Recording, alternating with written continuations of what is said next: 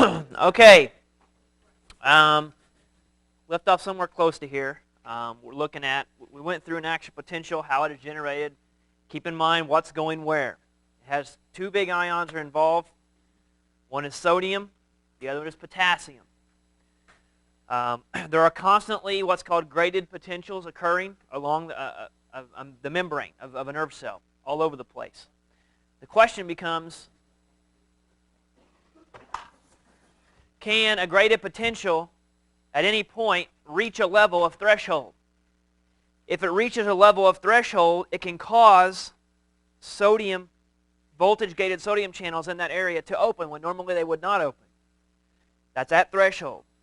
If they open and sodium comes rushing in, that changes the electrical potential of the cell. It was a negative 70. It's climbed up through a graded potential at a particular region, maybe to a negative 50. If it does that and these floodgates open and these voltage-gated channels open, then sodium comes rushing in, and when it does, it makes that negative number even closer to zero because of all that positive influx. And what the cell will do is it has other channels that will respond to that positive influx as it passes zero and it's climbing back up to a positive number, all the way up almost to a positive 30, a reversal of where it went, where it came from. It wasn't negative 70. Now you've got this buildup of positive charges on the inside of the cell. And now you have potassium ion channels that were gated, voltage-gated ion channels of potassium, that respond to this positive 30. Instead, the sodium responded to a negative 50. The potassium could respond to somewhere around that positive 30, and then they can start to open.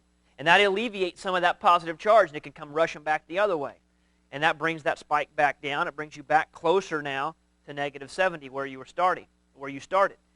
That whole thing that you just witnessed, that inward flux of sodium and the efflux, the outward movement of potassium, is what that potential is, what that action potential is. And you know that if that happens at one particular area of the membrane, as that comes rushing in, realize that as sodium comes rushing in and it starts to trickle along and move from one side to the next, it starts to increase what's next to it towards threshold. It starts to take that negative charge and make it closer to zero because some of these positive charges are trickling in. And then it starts to climb to threshold, and then that one could reach threshold and start the whole thing over again. And before long, it happens in fractions of a second. You've got a big wave of that happening from one end of the neuron to the other. Okay, that's an action potential.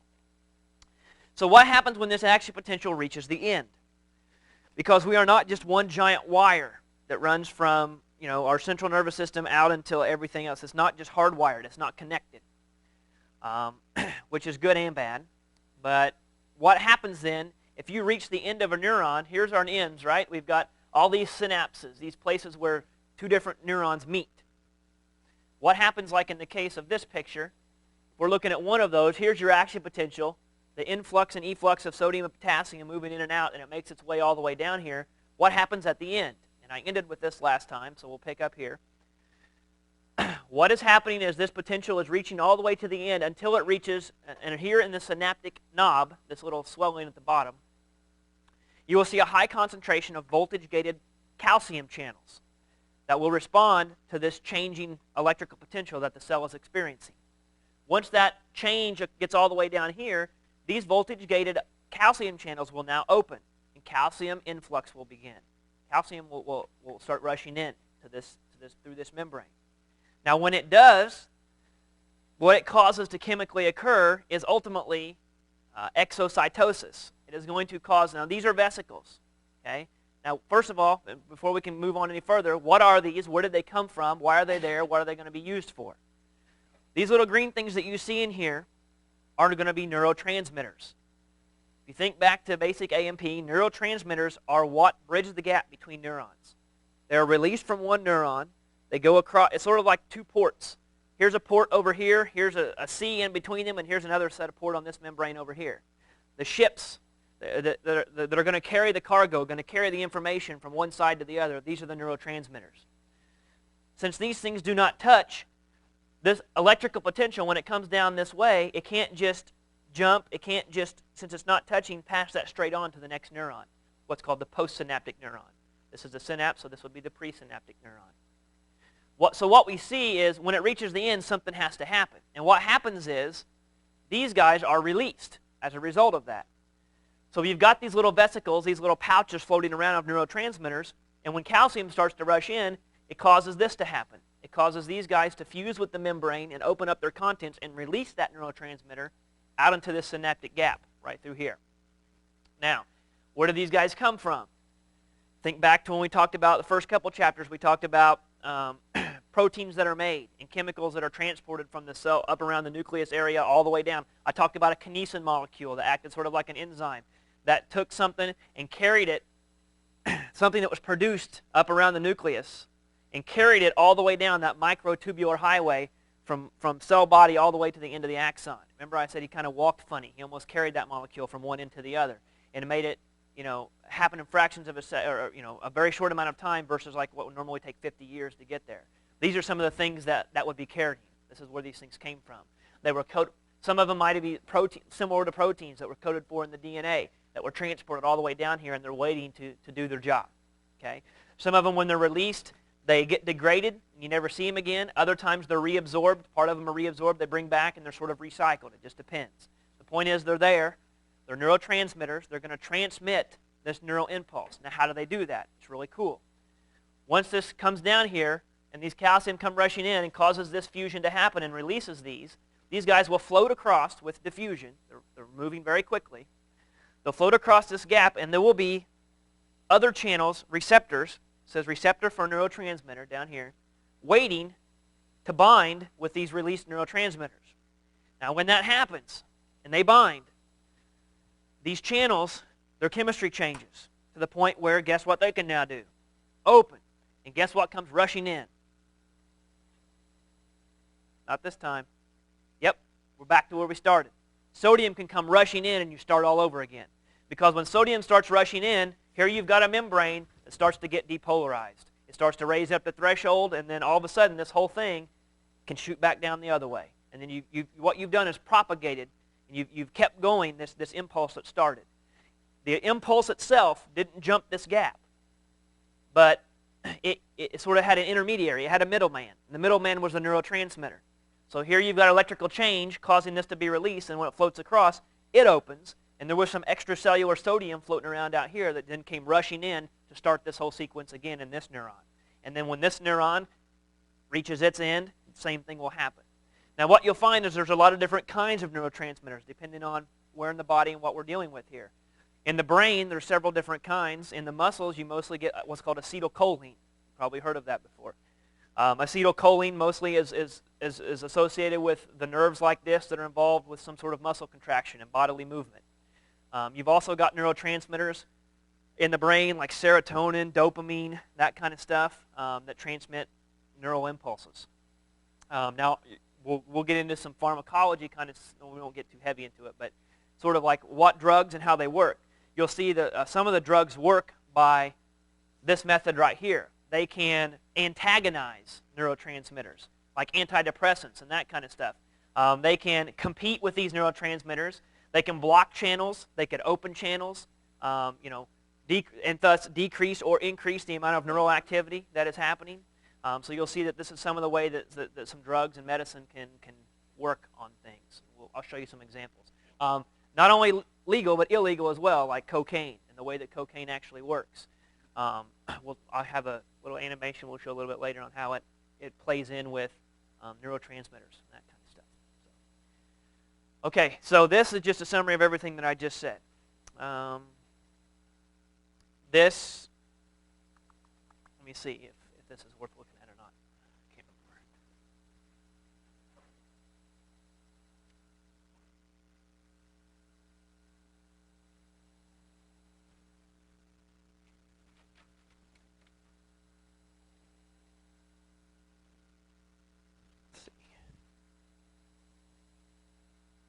Action potentials arriving at the presynaptic terminal cause voltage-gated calcium ion channels to open. Calcium ions diffuse into the cell and cause synaptic vesicles to release acetylcholine, a neurotransmitter molecule. Acetylcholine molecules diffuse from the presynaptic terminal across the synaptic cleft and bind to the receptor sites on the ligand-gated sodium ion channels. This causes the ligand-gated sodium ion channels to open, and sodium ions diffuse cell, making the membrane potential more positive. If the membrane potential reaches threshold level, an action potential will be produced. Now it's important to note that just because this neurotransmitter is released, and just because more of it comes in, and just because it becomes more positive in here, doesn't necessarily guarantee that it's going to meet threshold, and doesn't necessarily guarantee you're going to get a new nerve impulse sent in this new nerve, this new neuron down here. Okay? There's a lot of things that go into this, because realize that this is happening at millions of spots all over the cell. Maybe there could be a ton of feeds coming in on this one cell, and what you're going to see is whether or not you get an action potential from this cell is determined by all of those feeds added together. Okay? Are some of them, are they all going to add together enough to get, like in a various spot, get an action potential, reach threshold? Or are they going to cancel each other out? It gets really complicated, and there's no way to trace this. It's just there's too many neurons in the brain, but we can at least understand the basics of it. Okay? All right.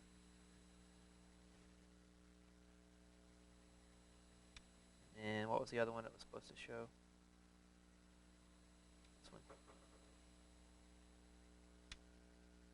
An action potential arrives at the presynaptic terminal, causing voltage-gated calcium ion channels to open, increasing the calcium ion permeability of the presynaptic terminal cell membrane. Calcium ions enter the presynaptic terminal and cause vesicles to release their neurotransmitter acetylcholine from the synaptic vesicles into the presynaptic cleft. Diffusion of acetylcholine across the synaptic cleft and binding of acetylcholine to acetylcholine receptors on the postsynaptic muscle fiber membrane causes an increase in the permeability of ligand-gated sodium ion channels. Now, the only difference between this and what you just watched was this is actually, instead of being another nerve cell, this is a muscle cell. This will be, it says a neuromuscular junction. This is the point where the last neuron actually comes in contact, so to speak, with the actual muscle fiber, the muscle tissue, that will then relay that and cause that muscle tissue to contract, for example. So this gap that you see right here is not between a neuron and another neuron. It's between a neuron and a muscle cell. That's the only difference. Everything else you'll see is the same. The movement of sodium ions into the muscle cell results in depolarization of the postsynaptic membrane. Once threshold has been reached, a postsynaptic action potential is generated and is propagated over the muscle cell membrane. Acetylcholine is rapidly broken down to acetic acid and choline in the synaptic cleft by the enzyme acetylcholinesterase. The choline is reabsorbed by the presynaptic terminal and combined with acetic acid to form more acetylcholine, which enters the synaptic vesicles. Okay, you don't have to know acetylcholinesterase, but the point is, understand what's happening here. You can see that when it comes down here, it causes calcium ion channels to open. They come rushing in. You get neurotransmitter release. When that happens, another reason I selected this animation was it showed you that these things don't just disappear.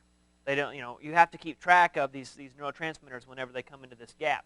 And you will see that there are other enzymes out here, other biological enzymes that exist to then take that, break it down so that it can get sort of reabsorbed and recycled and reused. Now, it's not 100% efficient. Some of them get old, some of them don't work anymore, some of them get degraded, some of them get lost. It's hard telling where they all go, but some of them do actually get reabsorbed. Now, you will see that, like cocaine, for example, I'll show you a little bit later, how it works is actually blocks the reuptake of dopamine. In the brain where you're like with emotions and thinking and that kind of stuff, you don't have acetylcholine. You could use dopamine as a neurotransmitter. And to sort of just imagine those processes sort of stopping and slowing down, and just you can imagine the effects of that drug. What actually happens is cocaine blocks these receptors and doesn't allow acetylcholine to get brought back into the cell to further those nerve transmissions. Okay, so there's a lot of ways. I'll show you a video. It'll clarify it. It could. I'm not sure exactly how all of them work.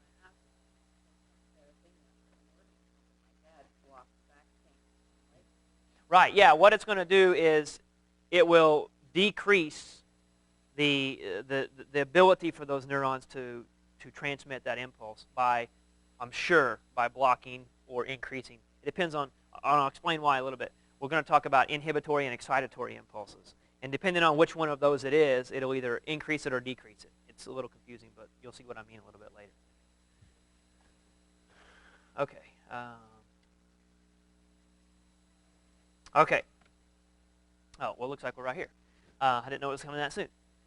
We have at the synapse, you can have one of two different types of signals. Okay. It's sort of like a system of checks and balances. You could have a synapse that's what's called so where two things meet, right? Two neurons meet. You could have what's called an excitatory synapse, or you could have an inhibitory synapse. Now, what is the difference? Well, first of all, you can sort of imagine the difference between excitatory and inhibitory. One's going to cause something to happen, one's going to prevent something from happening. And that's exactly what it is. What this means is if you have an excitatory synapse, it means that it is going to, like in here it says, an excitatory synapse mainly signals the influx of sodium ions into the postsynaptic neuron. That makes sense, right? Its job is to carry on this information, and if this interaction, if this is what's called an excitatory synapse, that means the calcium comes rushing in, the neurotransmitter is released, it diffuses across, like we saw a minute ago, changes the chemistry of these sodium ion channels on the postsynaptic neuron, they open, sodium comes rushing in, and you forward what was going on. This acronym stands for excitatory postsynaptic potential. Okay? We're dealing with an excitatory synapse, and whatever the postsynaptic potential is, meaning after it crossed the synapse, whatever electrical potential that is existing in the second cell is excitatory in nature. It tends to depolarize the neuron. In other words, it tends to take you from -70 and make it more positive in an attempt to try to reach threshold. Now, when you have a synapse that is excitatory, it is very important that you understand that that synapse will, at least as far as we know so far, will always be excitatory. It will not change later on and then all of a sudden become an inhibitory synapse. So if you have an excitatory synapse, it remains, at least that's what evidence suggests, that it remains forever an excitatory synapse. Okay? Now, on the opposite of that, we have what's called an inhibitory synapse. This is going to signal the outflow of potassium ions. Now imagine the difference. What this is saying is if you have a synapse, the potential, here's your presynaptic neuron, the potential is traveling down, the wave is traveling down, it reaches the end, calcium comes rushing in, neurotransmitters get released. It crosses the gap, and it binds to the postsynaptic neuron. Now, if this was an excitatory synapse, it would cause sodium to come rushing in, right? And that means you would go from a -70 towards threshold. The difference here is that if it's an inhibitory synapse, instead of opening up to let sodium go in, it actually opens up potassium channels and it lets potassium fly out. So what happens is you get the opposite direction. You move yourself farther away from threshold potential. Does that make sense? So it's just the opposite. An excitatory synapse lets sodium come in order to get closer to threshold potential.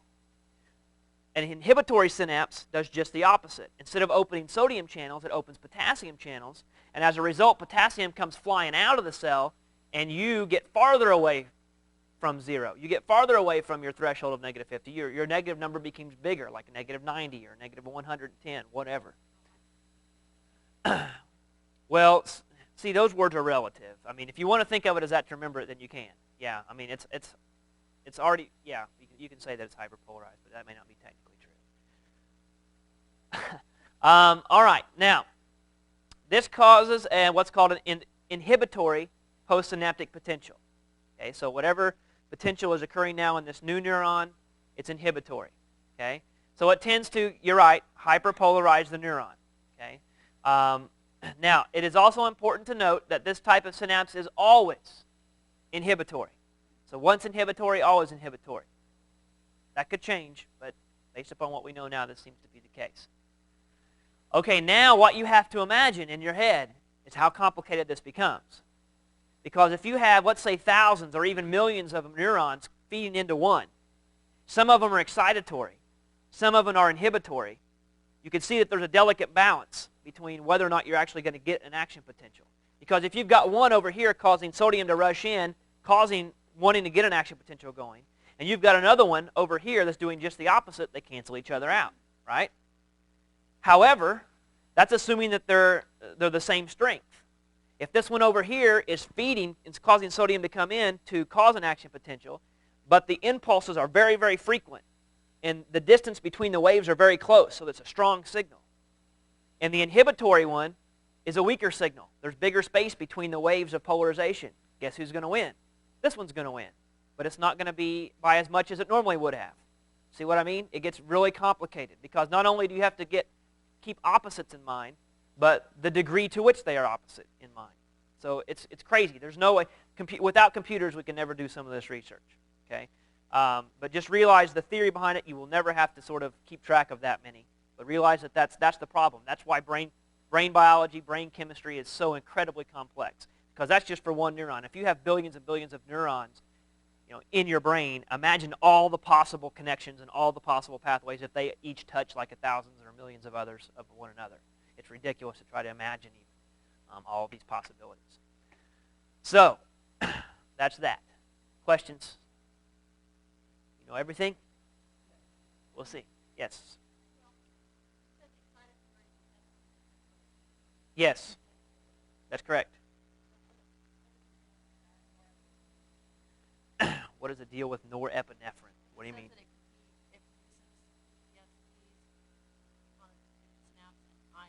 Well, that just means it's found in two different places. Yeah, it could be associated with an inhibitory synapse. It could be associated with an excitatory synapse, depending on where it's at. Yeah, it's found all over the body, so it's not just like it's in one place. Okay, so this is a graphical explanation of what I just explained. Like one could produce a potential, one would work against that, and this was approaching threshold, trying to get a action potential going. This is working the other way. Okay, so they would cancel each other out. That's assuming they were the same strength. Okay, now so take a look at this, and we'll exclude the fact for a minute. We'll try to keep it simple. Exclude the possibility of them being of different strength and different frequencies of waves. We'll just say they're the same. They're getting a feed in and a feed in. If they are the same, how can you keep track of it in terms of what will be the result, what will be the action of this neuron?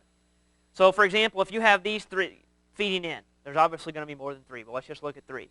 If there's three of these guys feeding into a postsynaptic cell, this one's inhibitory, these two are excitatory. Assuming that they are all the same strength, what kind of impulse are you going to get? An excitatory or an inhibitory impulse? You're going to get an excitatory impulse. You're going to get... now, what is really incredibly fascinating with all of this is, you realize that your body is maintaining homeostasis and it's pulling in feeds from all over the place. And all of these feeds go into neural feeds, and they all converge in all these who knows how many places all over the brain. And you've got somewhere in your body telling this neuron to work against an action potential, whereas these two are working towards an action potential. Think about the level and the sophistication of the communication that your body has to have in order to make all this run smoothly. Okay, it's quite impressive. Okay, now, some other things about neurotransmitters. They are extremely and quickly removed from the synaptic cleft. They do not linger around, because what you got to realize, as long as those neurotransmitters are there, guess what's happening? Those ion channels are staying open. So you're going to, the longer they're there, the longer the duration of that signal. So they have to be dealt with swiftly. Okay. Now, some of these guys function through intracellular second messenger systems. Here we go with that again. I mentioned a second ago about how they could just bind to channels and open them. But realize that doesn't have to be the way they work. Some of them could bind to these protein channels, and instead of opening them, cause that whole second messenger system thing to kick in, where it activates, it vibrates, a piece falls off, something else from the inside gets converted and goes back in. You know how complicated all that got with cyclic AMP and calcium and all that. It could activate that, and that could cause something to change to cause sodium to influx in that cell. Okay, so the point is, you don't have to know all the mechanisms, but realize a neurotransmitter could just open that protein channel and cause things to rush in, or it could do it indirectly by binding with that protein channel. Instead of it opening, it causes a second messenger system to somewhere down the line open it up instead.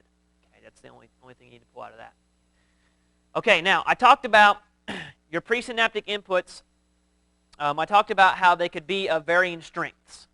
Okay, and it had to do with a couple things, and I'm going to attempt to explain this. This is kind of hard for me to explain, but we'll try.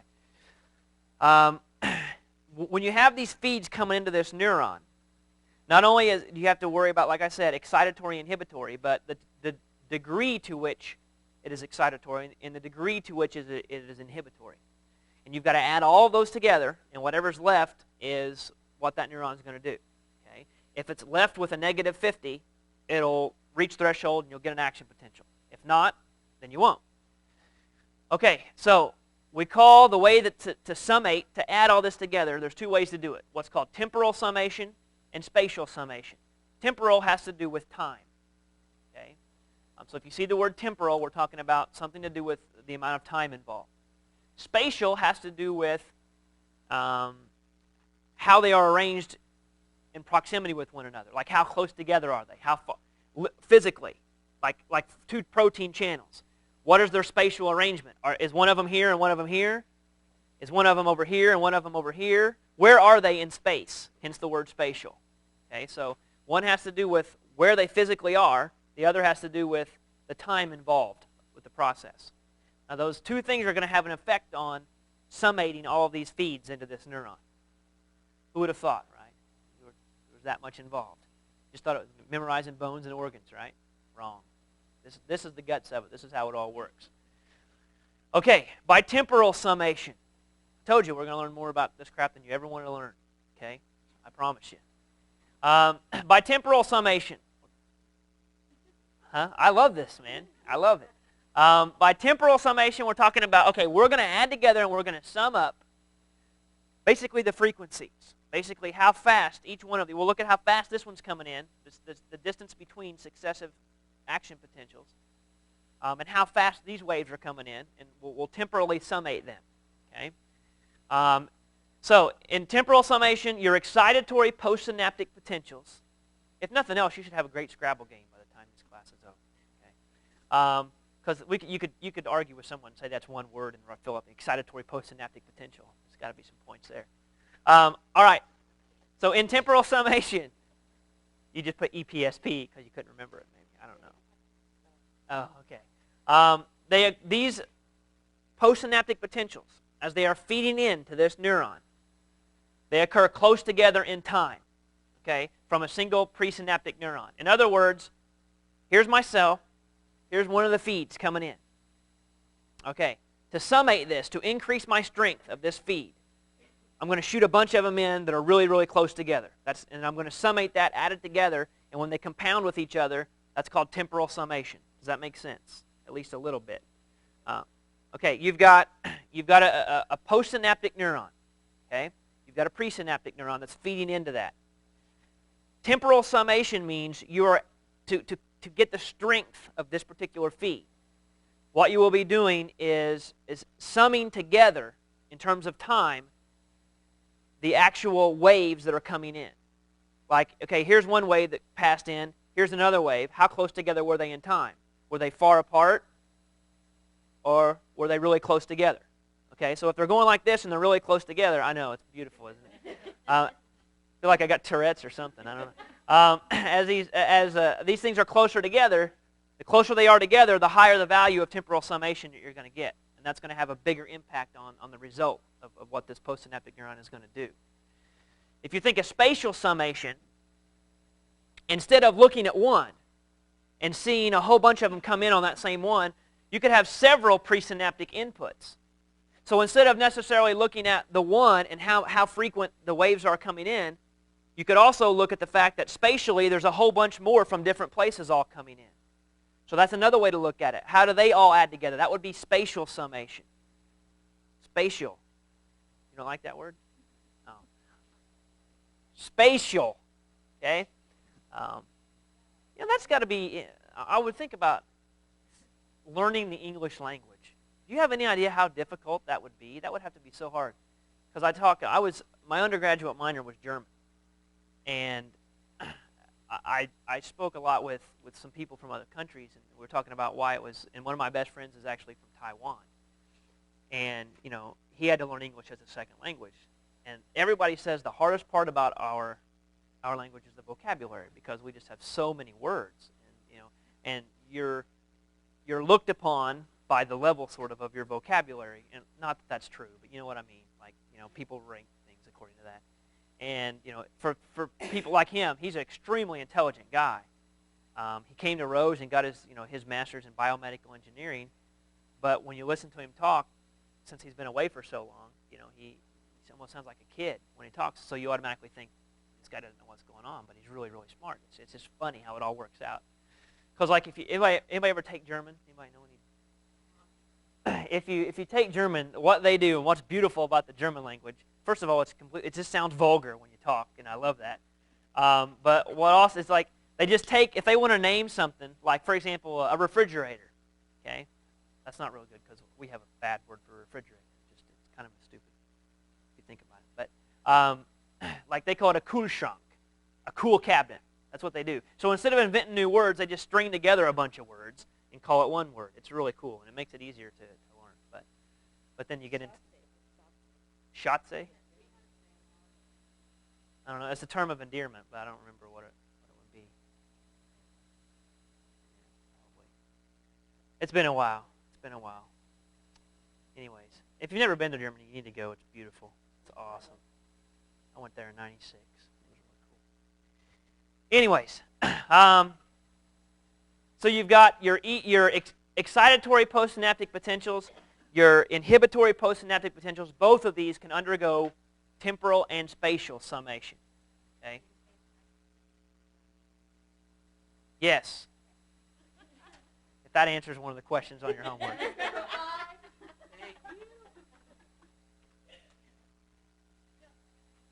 Yes.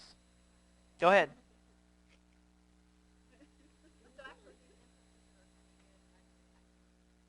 Yes. Yeah. She asked if all these impulses that were coming in are action potentials, and the answer is yes. Otherwise, they wouldn't have got there. Okay, that's what we're dealing with here. Okay, so what we're saying here is, like, if you look at, here's two excitatory feeds. Okay, this would be 1 and 1. Notice this is excitatory 1, excitatory. It's the same one. It's the same input coming in from the same neuron. So it's one and both number 1. What this is saying is, yeah, this is the first impulse, and that's about the same distance to the second impulse. That second one was enough, for example, to reach threshold and cause it to start.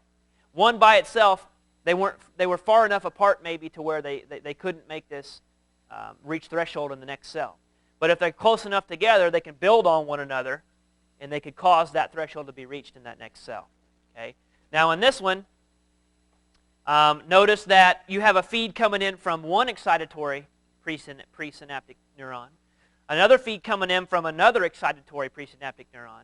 Now the timing doesn't matter as much on this as whether or not they both just end up hitting or not, converging on the same cell.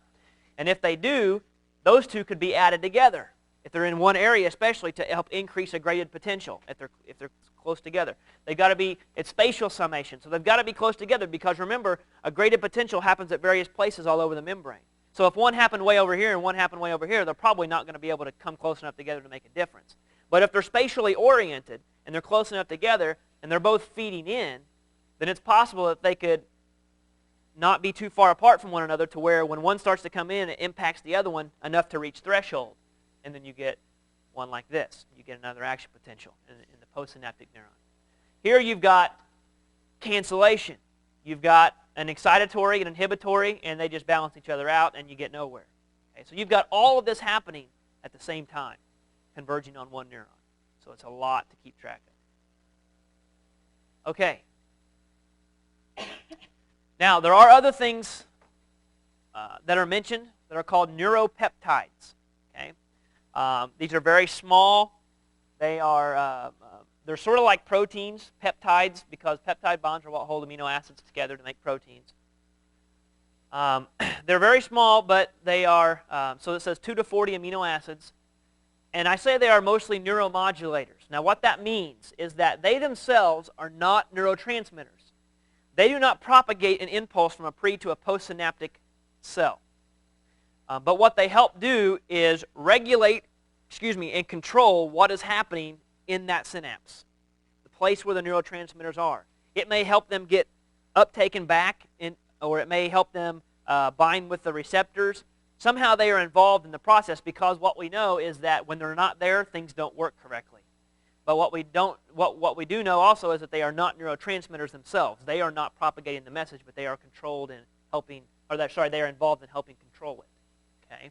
So they themselves do not produce your excitatory or inhibitory postsynaptic potentials. Okay? They are involved in helping the. Okay, they are involved. They're not neurotransmitters, but they are involved in. They are involved in sort of managing what goes on at the synapse, I guess. To not say that, I don't know what the technical way is. They help control about what's going on there.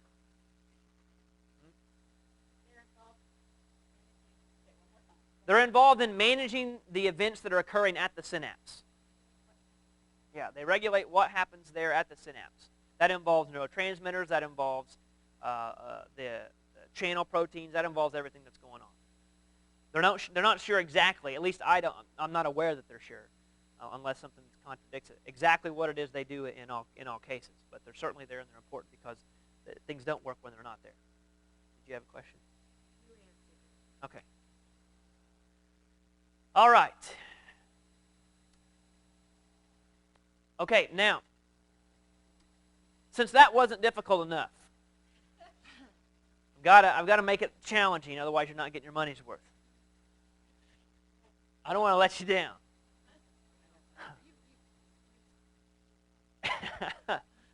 Okay.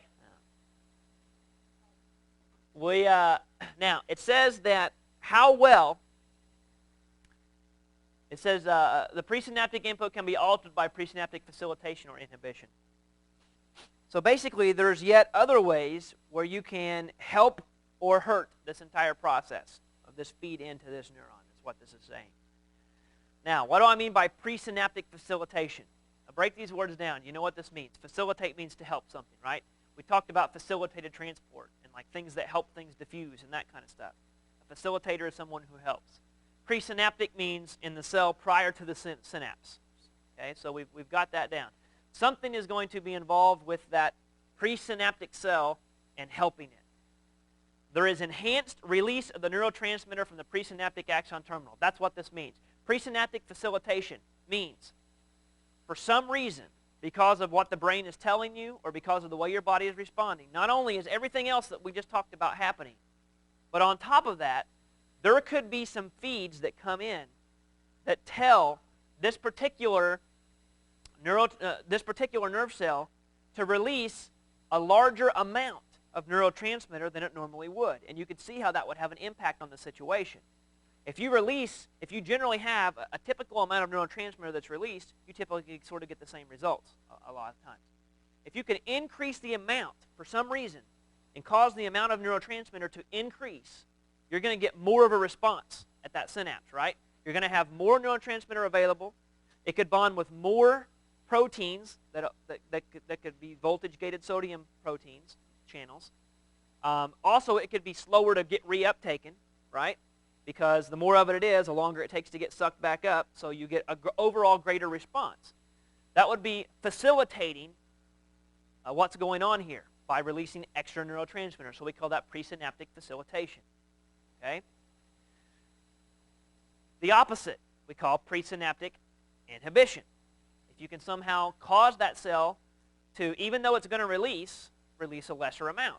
If you release a lesser amount, you're not going to have as much of an effect. So all of these things are happening at the same time. That's just one cell. Okay? Just one cell.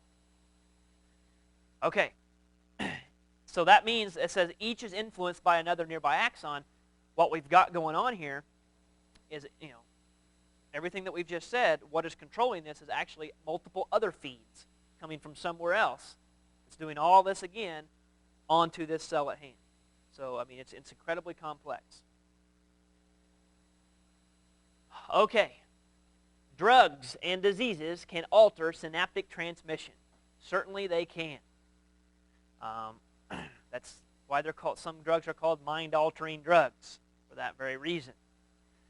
It says examples. Now, I don't have a huge background in this, so I can't pull out all the drugs that you know and tell you how they all work.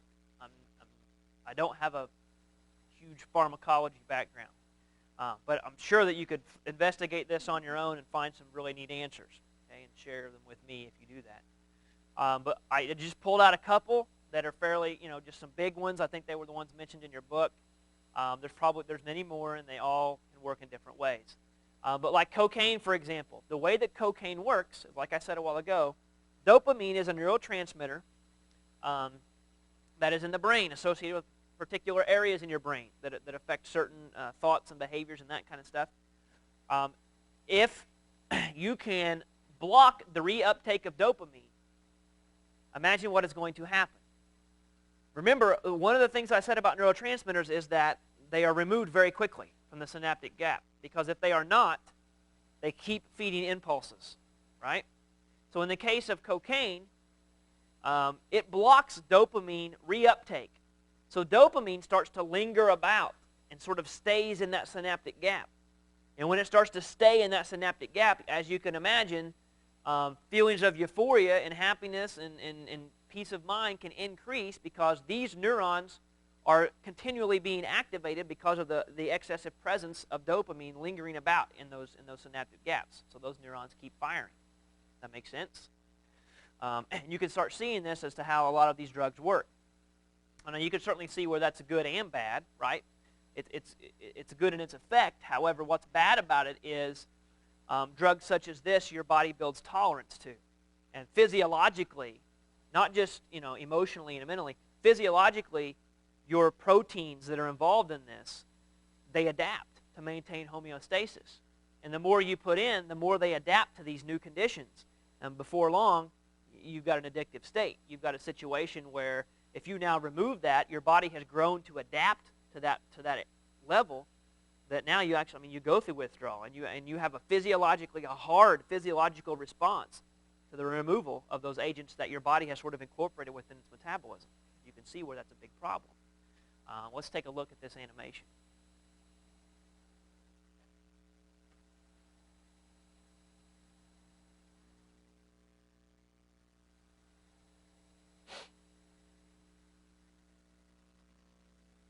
Maybe. Okay, first let's look at without cocaine. There's nothing big about this. There's just a couple pictures I want to show you.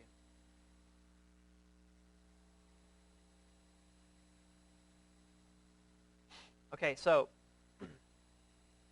normal dopamine function. You can see that it's a neurotransmitter, so the impulse has got down. You've exocytosed, the neurotransmitter leaves, and it causes sodium to come rushing in and get a new impulse, right? So how does this situation change? Now that's reuptake, back in, brought back in through, reassimilated, and recycled. How does this change in the presence of, let's say, cocaine?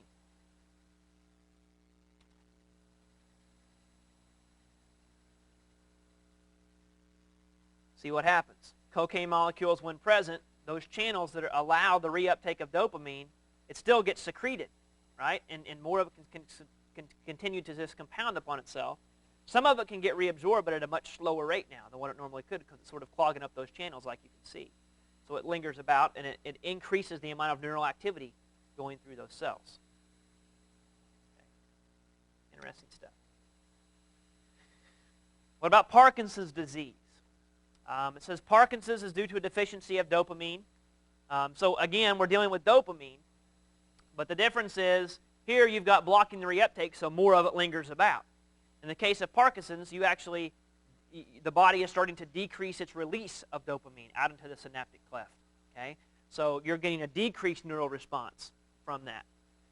There's an area in your brain, it's called the basal nuclei. It's usually what you have is cell bodies, like your cerebral cortex, the gray matter that's on the top of your brain is mostly cell bodies. And that white matter that's underneath that, the reason it's sort of white is because it's sort of a fatty lipid texture and looking, because those are a lot of myelin sheaths they're axons mostly that are traveling through that area. There's a whole bunch of them, so it's very dense and it has a different texture than the outside of your brain, or the surface. What you have, though, what's really neat is within all of this white matter down towards the center is a place where you have more gray matter, a collection of actual cell bodies in the midst of all these other axons. And this is called the basal nuclei.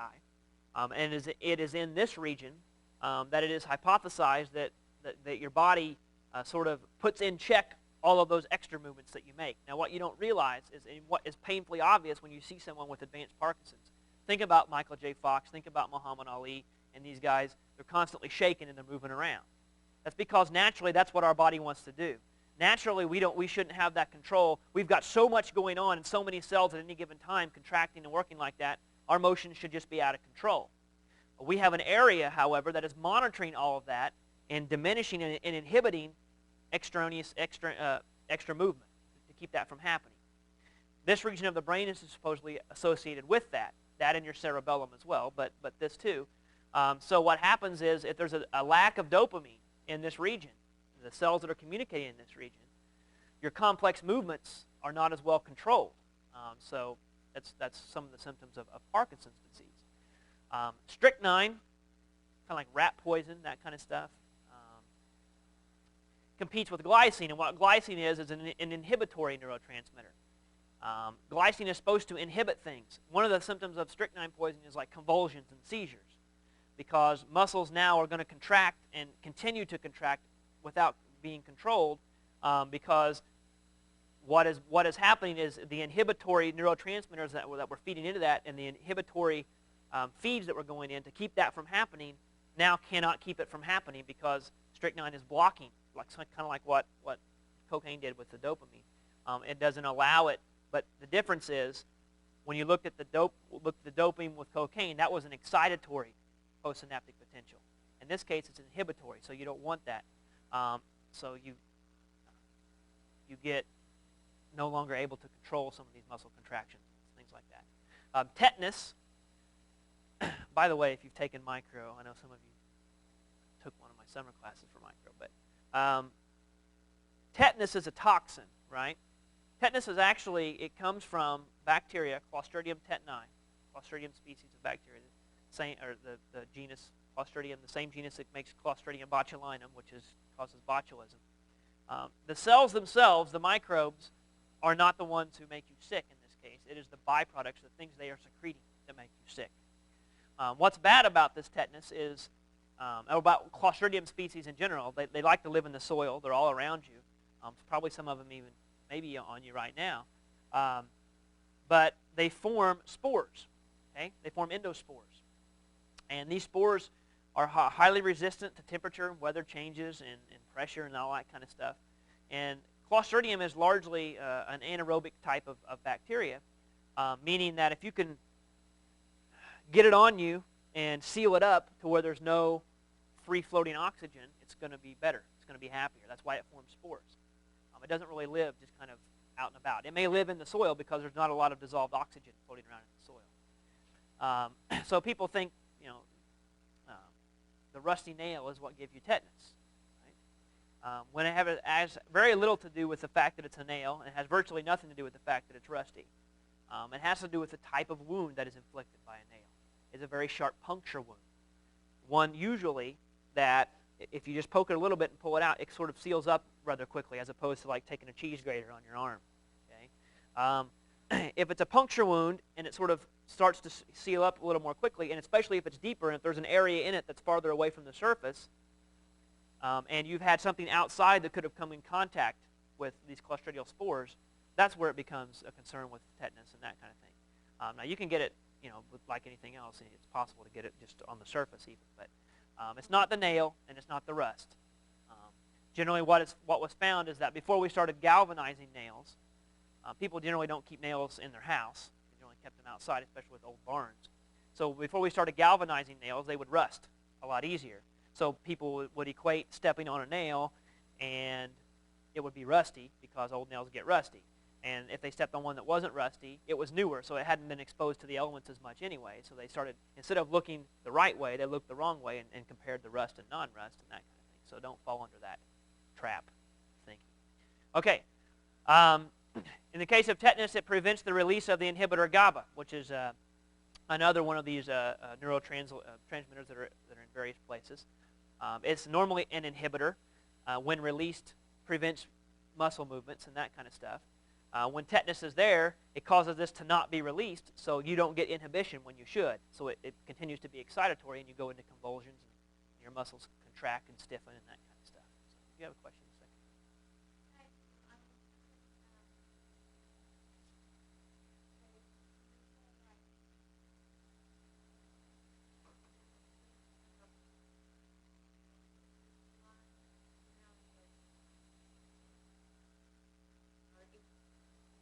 Yes, yes.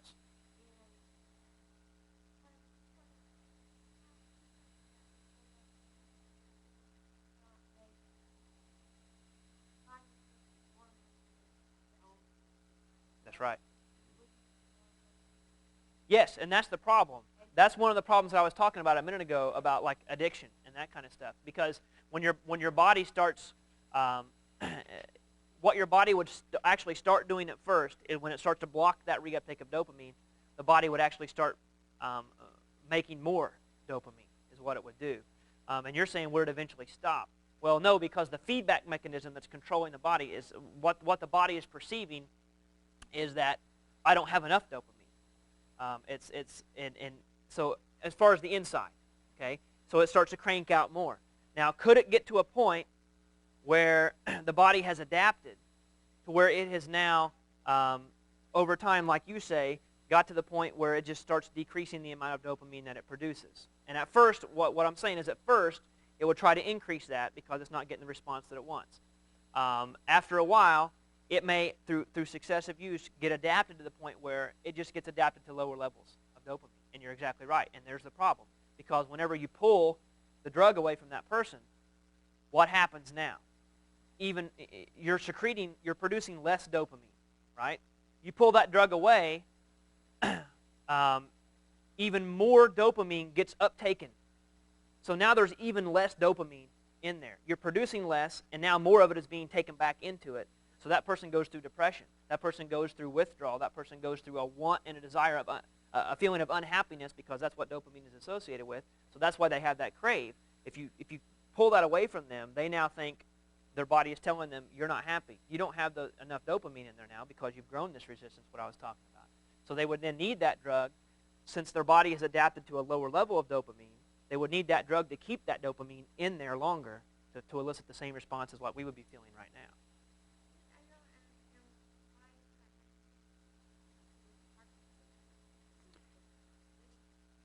Well, the problem is the cause, the underlying cause here. The cause of cocaine is an artificial substance that a person periodically puts in their body.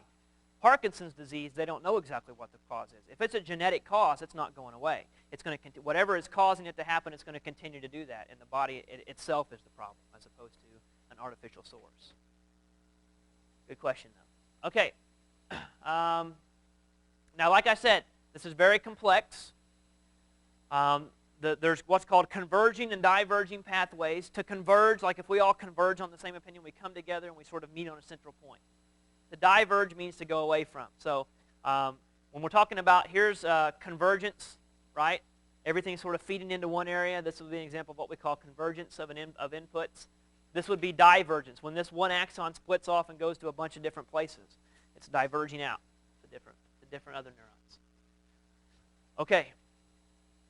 There's chapter 4. Whew. Well, we're not done. I got to start chapter 5.